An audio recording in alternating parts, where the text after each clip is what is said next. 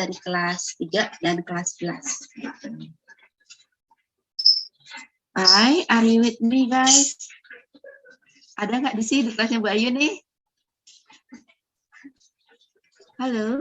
Yes, Miss. Ada, oke. Bu Ayu, ini dulu ya, kirim materinya ya.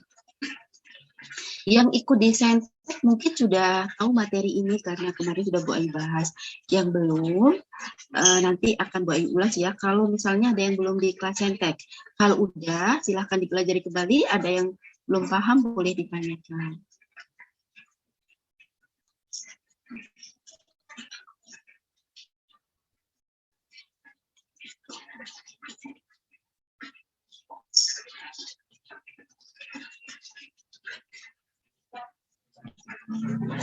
Oke, jadi language feature yang akan keluar adalah conditional if dan passive voice.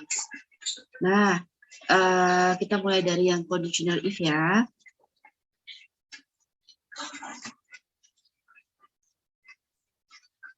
Kita coba dulu.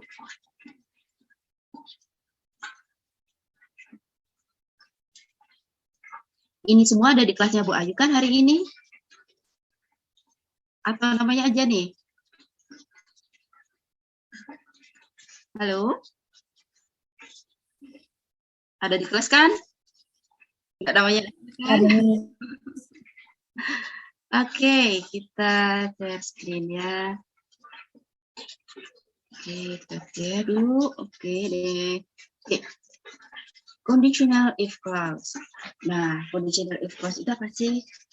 Kalimat pengandaian. Kalimat pengandaian itu terdiri dari dua frasa. Yang pertama disebut main clause, yang kedua disebut if conditional. Nah, apa itu main clause? Main clause adalah induk kalimat, sedangkan if clause adalah anak kalimat atau dependent clause. Nah, kenapa itu disebut main clause? Karena dia bisa berdiri sendiri dan maknanya sudah complete sentence. Kenapa disebut dependent clause atau if clause? Karena dia nggak bisa berdiri sendiri. Contohnya kayak gimana ya? Ini contohnya. I will buy a book itu disebut main clause. If I have money, jika saya punya uang itu disebut anak kalimat atau dependent clause atau if clause. Kenapa main clause itu disebut independent clause atau disebut kalimat induk, kalimat yang lengkap? Karena kata I will buy a book, kalimat yang berbunyi I will buy a book itu sudah disebut kalimat lengkap karena dia mempunyai subjek, dia mempunyai kata kerja, dan dia mempunyai objek. Dan dia bisa berdiri sebagai complete sentence yang mempunyai makna yang komplit.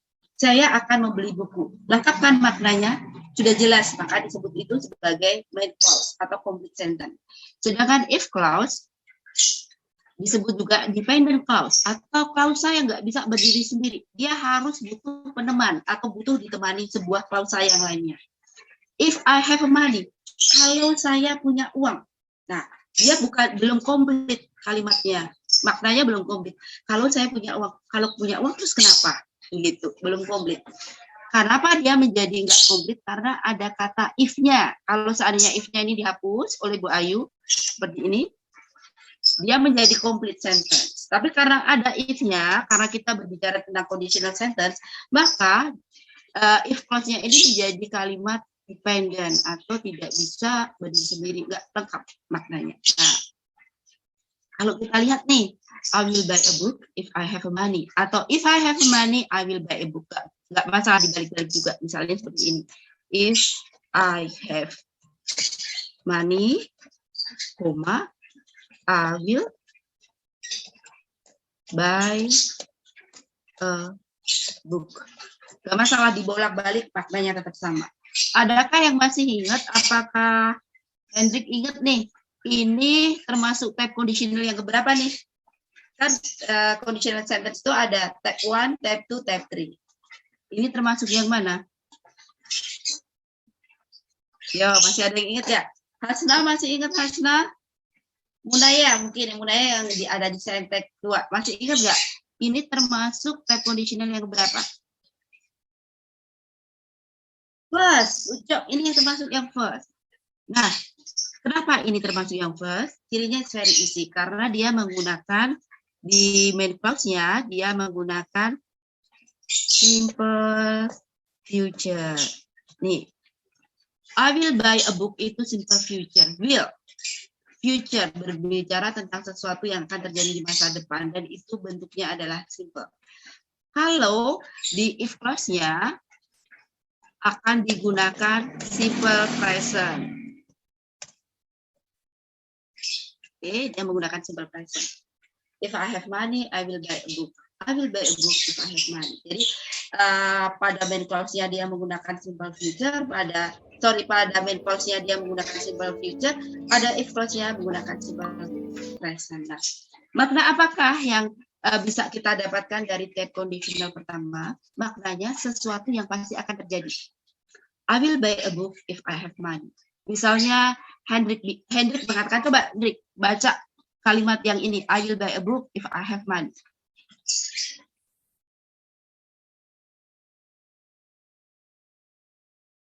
Nah, kalau Hendrik mengatakan itu kepada kita semua, maka makna yang disampaikan oleh Hendrik adalah, saya pasti akan membeli buku kalau saya punya uang.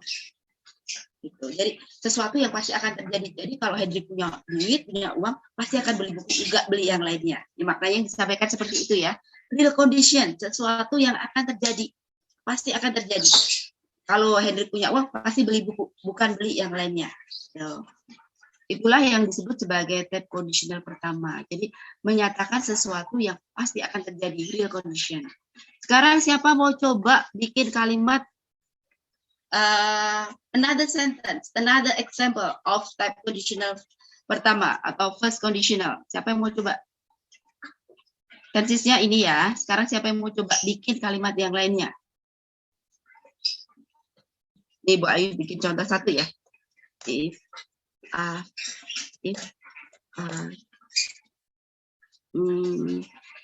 get long holiday, I will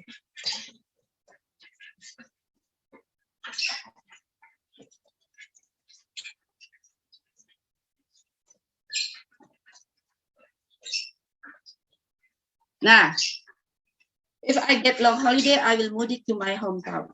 Kalau saya punya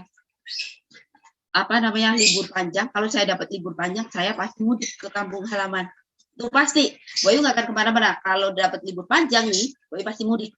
Karena sudah lama nggak mudik gitu. Misalnya itu disebut type conditional pertama. Jadi ketika Bu Ayu mengatakan seperti itu, jadi maknanya Bu Ayu itu pasti mudik kalau liburan panjang. Gitu. Sekarang siapa mau bikin lagi satu contoh? Yo, siapa mau coba? Yang ya, coba apa? If I have time, I will kamu belum breakfast, boleh sambil breakfast. Silahkan, kalau di kelasnya Bu Ayu santai aja, breakfast nggak apa-apa. Yang penting paham yang dijelaskan Bu Ayu. Silahkan kalau mau sambil nyemil, Bu Ayu juga sambil minum nih sebenarnya, tapi nggak bisa on cam. Kenapa? Karena no bandwidth di rumah Bu Ayu. Kalau pakai on cam keluar masuk. Bu Ayu sudah sambil minum jahe hangat. If I have time, I will have breakfast. Nah, berarti kalau Andy punya waktu pasti akan sarapan. Karena kondisinya belum sarapan dan perutnya sudah berbunyi, gitu kan? Kondisinya seperti itu. Nih, yang harus diingat, will itu adalah models. Jadi apapun itu bentuk modelsnya harus diikuti oleh one atau bare infinitive atau kata kerja yang belum mendapatkan imbuhan apapun. Ya, itu type conditional yang pertama. Ada yang ingin ditanyakan terkait type conditional yang pertama? Maknanya, tensesnya, ada yang ingin ditanyakan? Kalau enggak, Bu Ayu lanjut ke type conditional kedua. Example lagi. Oke, ada example lagi di kolom chat. Oke, dari Hasna. If I study harder, I will get a good score. Oke, good Hasna. Kalau saya belajar dengan keras, saya akan dapat nilai yang baik. Ketika Hasna mengatakan ini, berarti tesnya itu belum ada, tesnya belum terjadi, dan Hasna punya keyakinan kalau belajar, maka ini Hasna pasti sedang belajar keras. Saya belajar dengan tekun, saya akan dapat nilai yang baik. Jadi itu pengandaian dan harapan. Jadi type conditional 1 itu cita-cita, makna yang disampaikan harapan, cita-cita gitu. Jadi saya mau belajar nih dengan tekun supaya saya bisa dapat nilai yang bagus. Kondisinya belum ada tes. Kondisinya belum keluar skor. Jadi itu masih cita-cita atau harapan, gitu ya. Itu makna dari type conditional dan itu pasti terjadi. Gitu. Nah, ada lagi yang ingin ditanyakan? Thank you so much, Hasna. Ada yang ingin lagi ditanyakan? Kalau enggak, ayo pindah ke type conditional kedua. Hai, hello. Next, atau ada pertanyaan nih?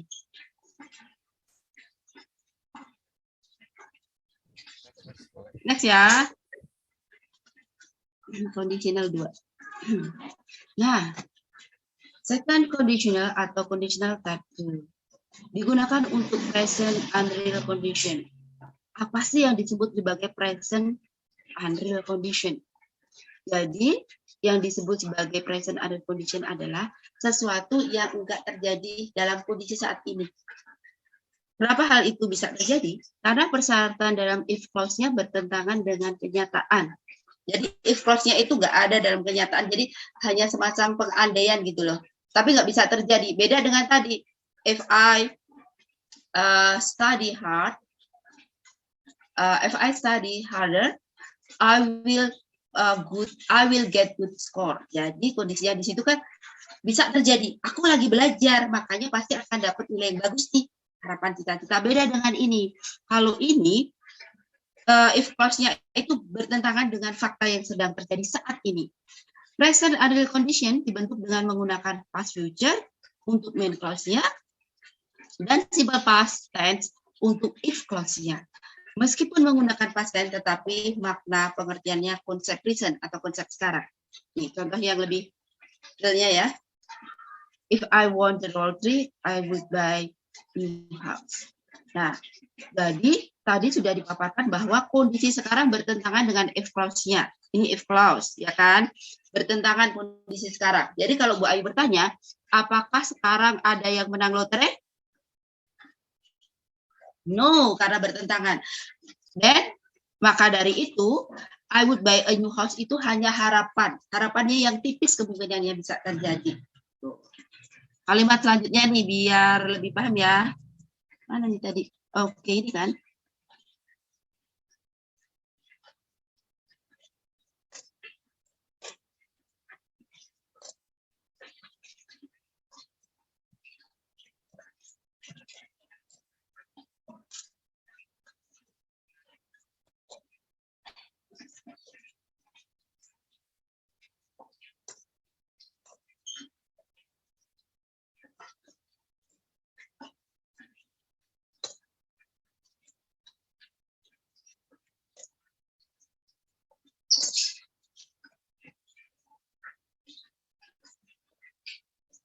Kelihatan.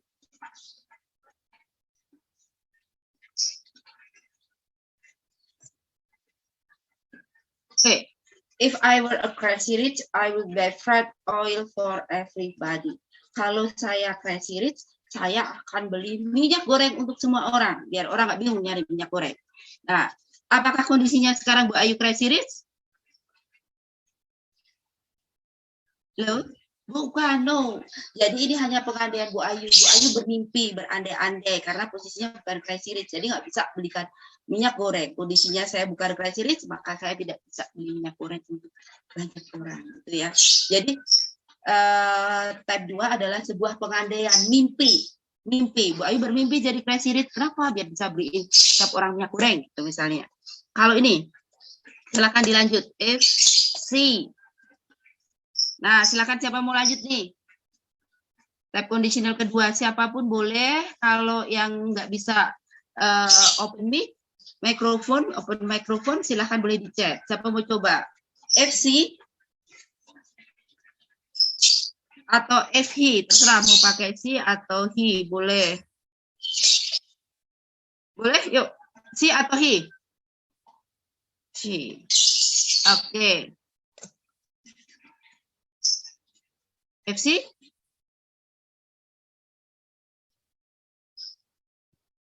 FC? New? The answer? Okay. C? Would? She would lovely. Turunin. Ini lovely. She would, harus kata kerja ya. She would. Diketik boleh Farid, Hendrik, diketik boleh. If she knew the answer.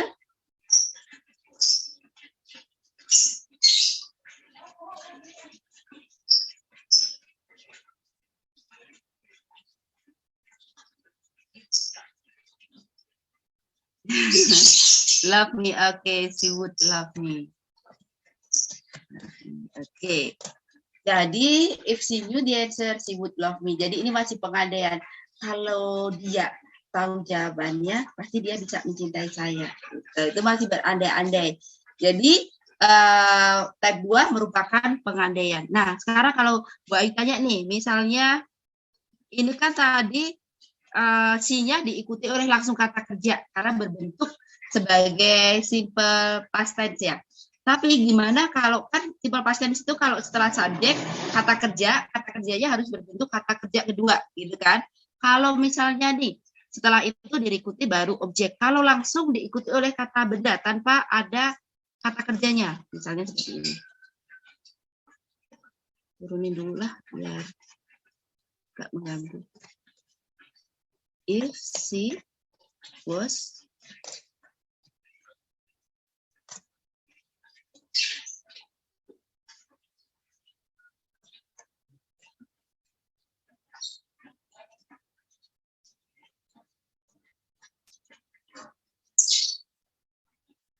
Nah, seandainya Bu Ayu mau membuat sebuah kalimat yang setelah subjek langsung diikuti oleh adjektif atau kata kerja, adjektif atau kata benda, noun. Nah, misalnya if she was or were loyal or good girl. Nah, ini yang kalian pilih was atau were untuk to be-nya atau auxiliary verb-nya. Yang mana nih yang dipilih? Was atau were nih? Were. Were. Siapa nih yang jawab nih? Munaya ya? Iya, Miss. Oke, good. Great, Munaya. Jadi, apapun itu subjeknya, ketika dia diikuti oleh adjektif atau diikuti oleh kata benda atau noun phrase, harus were. Nih, bosnya dihapus.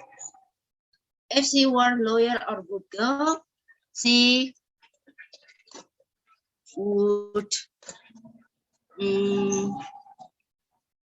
respect her parents, for example.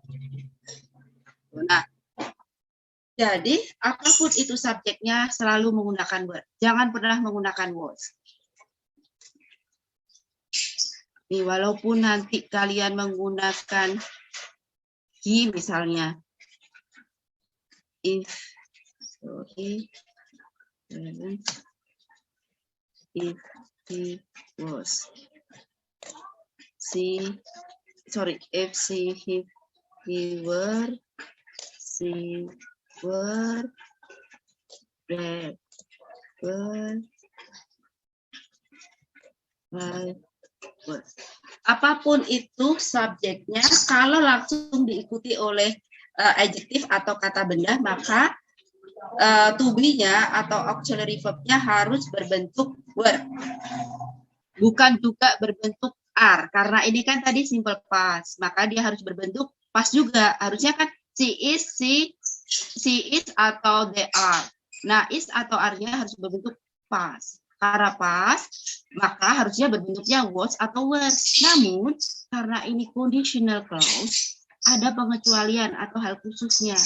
To be-nya harus semua berbentuk were. Kapankah to be itu digunakan? Ya, ketika kalian ingin membuat sebuah kalimat setelah subjek langsung diikuti oleh adjektif. Loyal, setia. Setia itu adalah adjektif, loyal. Good girl. Good girl adalah noun phrase, ya kan, noun phrase. Nah, ketika ingin membuat kalimat setelah subjek langsung diikuti adjektif dan noun phrase ini atau noun saja, maka dia harus disisipi auxiliary verb. Auxiliary verbnya yang mana?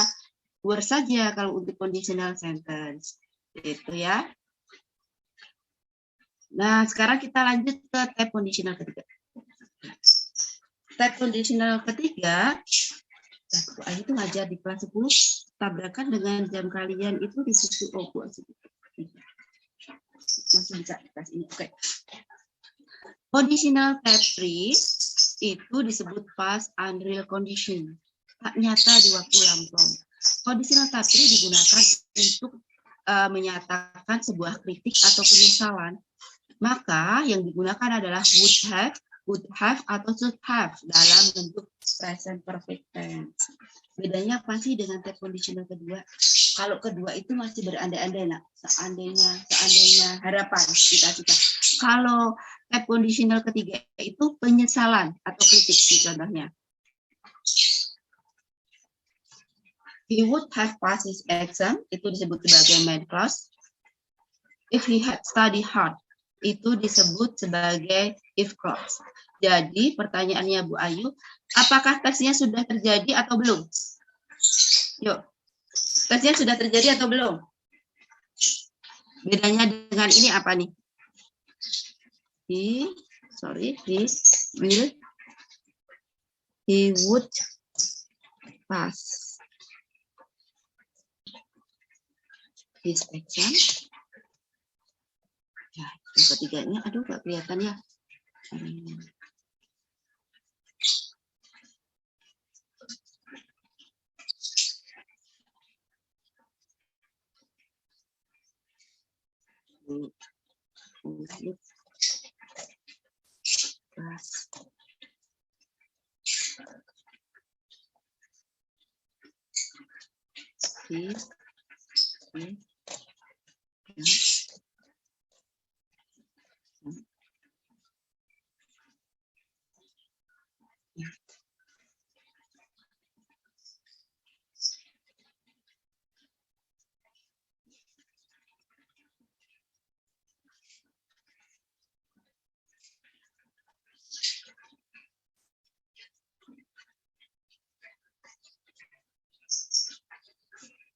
If we had studied before,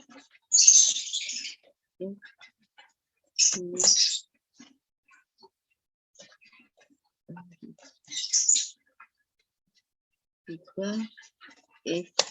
he studies.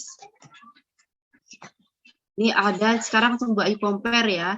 1, 2, 3 biar biar kalian paham perbedaannya. Ini yang di awal ini disebut type conditional ketiga.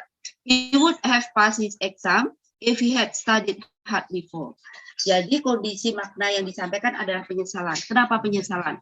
Karena examnya sudah terjadi. Makanya tadi dibilang itu berbicara tentang past namun dengan kondisi present. Jadi examnya sudah terjadi, dia dapat nilai jelek, terus dia nyesel. Makanya seseorang ada yang ngomong gini ke dia, he would have passed his exam if he had studied hard before. Jadi dia nggak lulus tes, makanya ada orang, kamu itu bisa lulus kalau kamu mau belajar keras sebelumnya. Jadi penyesalan, tesnya sudah terjadi, sudah dapat nilai jelek, nah baru ada type conditional 3 muncul. Makna yang disampaikan seperti itu. Kalau yang type kedua, he would have passed his exam if he studied. Dia akan lulus tes kalau dia belajar. Jadi tesnya belum terjadi. Dan dia mungkin sekarang sedang belajar, walaupun belajarnya angot-angotan. Makanya untuk memberikan semangat, orang tuanya akan ngomong, you or he would pass his exam if he studied. Kamu bisa lulus tes kalau kamu belajar. Jadi harapan cita-cita. Karena orang tuanya tahu sekarang lagi nggak belajar nih, hanya santai-santai aja. Makanya untuk menyemangati, orang tuanya menyampaikan, you would pass your exam if you studied. Kamu bisa lolos kalau kamu belajar, untuk memberikan semangat pengandaian. Kalau yang type conditional pertama, he will pass his exam if he studies. Kondisinya dia sudah belajar keras, maka untuk memberikan motivasi, orang tuanya juga mengatakan, kamu pasti lolos kok, karena kamu belajar. Karena orang tuanya tahu, dia sedang belajar, makanya itu sebuah doa. Kamu pasti lulus kalau kamu belajar. Dia tahu kondisinya sudah belajar. Gitu ya. Maknanya, perbedaan maknanya seperti itu. Nah, di sini he would have pass. Kenapa di sini tidak pas menggunakan seperti ini? Ada yang tahu jawabannya? Kenapa tidak seperti itu tensisnya? Yuk, ada yang tahu kah? Halo? Hai. Do I have you in my class, guys? Yuk, menurut kalian kenapa nih? Kenapa would have pass agak menggunakan id itu salah? Kenapa? Adakah yang tahu? Halo? Do I have you in my class, guys?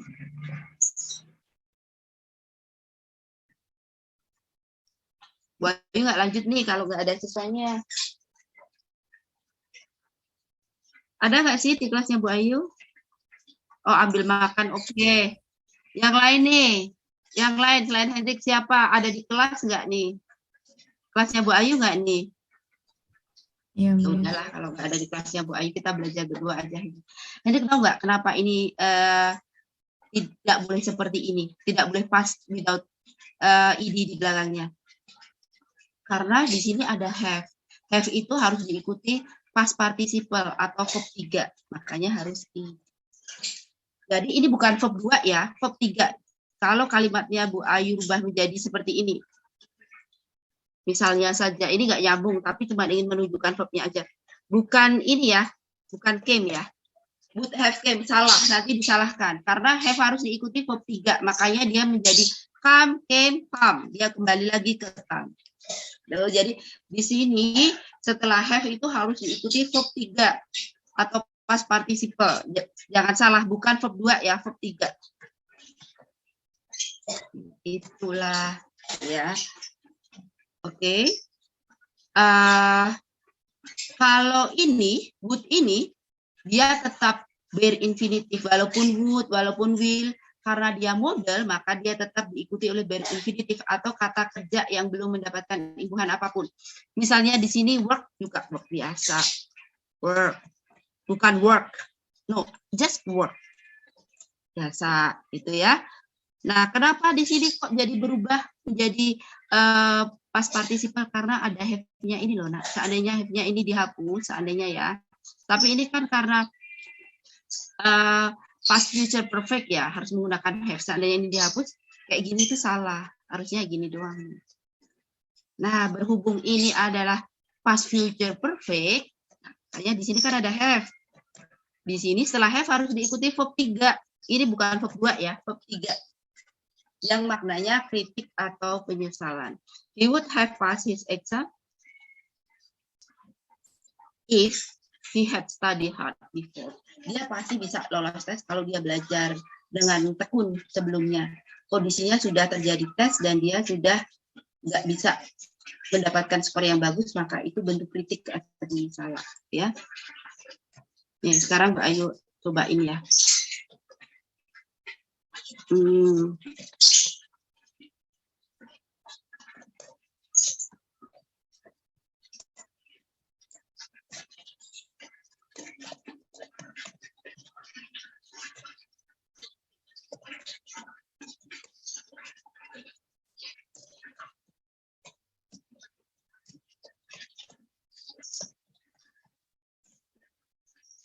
Nah, kalau dari kalimat ini,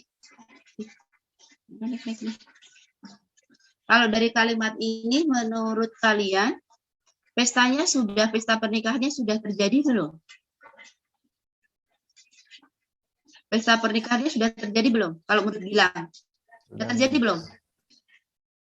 Sudah, Gilang, sudah terjadi. Makanya ketika papasan mungkin saya ngomong, I would have come to your wedding if you had invited me.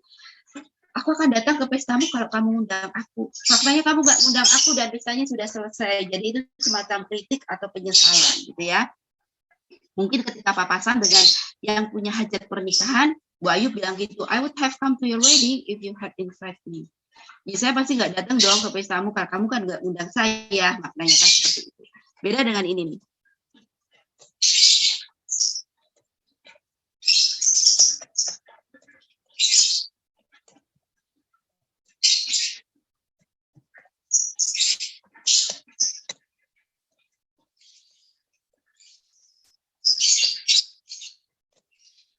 I would come to your party if you invited me. Saya lagi ngomong-ngomong, besok aku mau mengadakan pesta nih. Terus Mbak Ayu ngomong, I would come to your party if you invited me. Kalau kamu mau undang saya, ya pasti saya datang. Gitu kan. Saya akan datang, walaupun misalnya Bu Ayu tahu, dia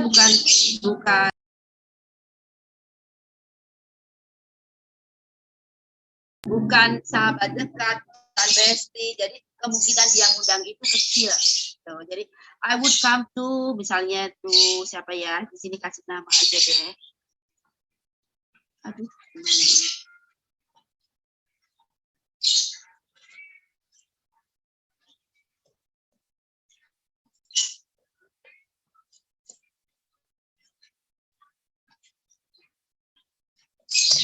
I would come to Rina's party if she invited me, karena mungkin Bu Ayu bukan bestinya, jadi kemungkinannya akan terjadi itu kecil. Makanya Bu Ayu menggunakan type conditional kedua, karena aku nggak deket kok ke dia.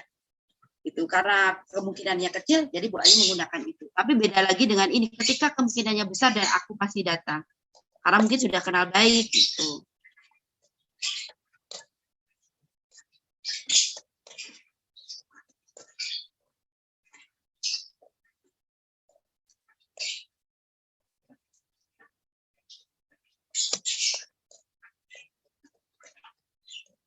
Nah, karena kalau kalimat ini beda lagi, I will come to Miss Hamida's party if she invites me.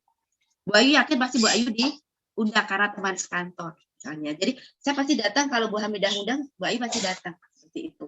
Jadi kenapakah ada perbedaan makna di conditional if? Yaitu karena makna yang disampaikan berbeda-beda. Maka ada 3 tipe. Dari setiap tipe kita bisa menganalisa maksud dan tujuannya. Pertanyaannya ya nanti di soal USP tidak akan semudah ini, misalnya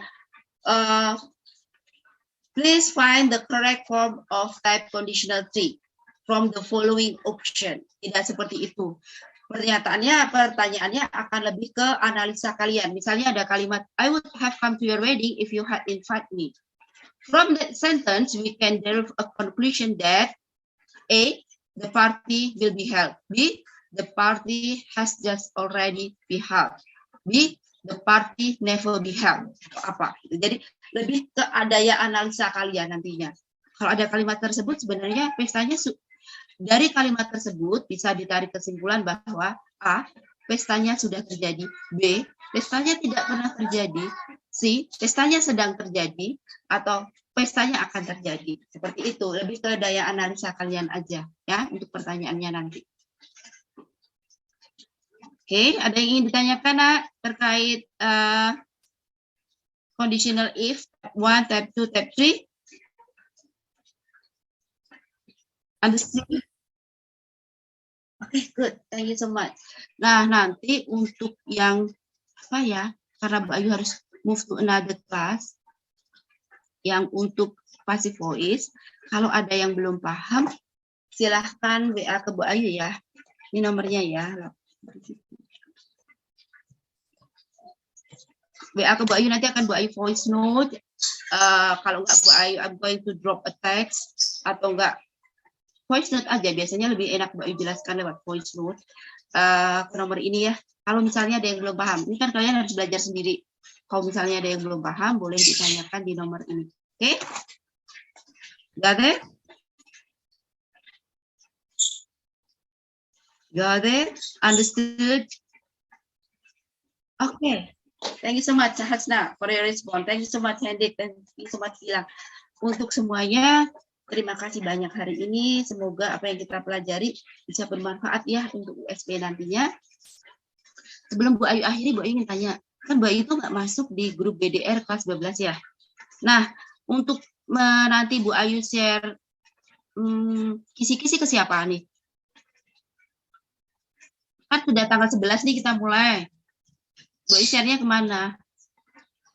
Ke chat room ini di jam yang sama Bu Ayu share gitu aja, nanti kalian chat. Tapi kalau kalian belum masuk kan nggak bisa baca chatnya juga kan. Ke siapa nih Bu Ayu kirim kisi-kisinya? Di chat room sini boleh, nanti aku kirim ke grup kelas. Di sini, di kelas ini ya, minggu depan ya. Boleh. Oke, minggu depan belum tanggal 11 kan? Kita mulai tanggal 11, bahasa Inggris jatuh di hari Jumat tanggal 15, jam kedua. Bentuknya nanti di form, token akan dibagi di saat itu juga oleh Bu Ayu, terus Bu Ayu sudah atur di situ hanya 1 kali respons. Jadi kalau udah lebih dari 1 tidak bisa, dan gunakan akun SMA NCMBBS ya. Oke, siap. Thank you so much. Besok kita ketemu lagi ya di sini. Bu Ayu kirim aja kisi-kisinya. Oke. Kelas IPA dan IPS akan berbeda ya soalnya. Oke. Bye. Bu Ayu izin live room ya karena harus ke kelas 10. Oke. Thank you. Ya, sama-sama.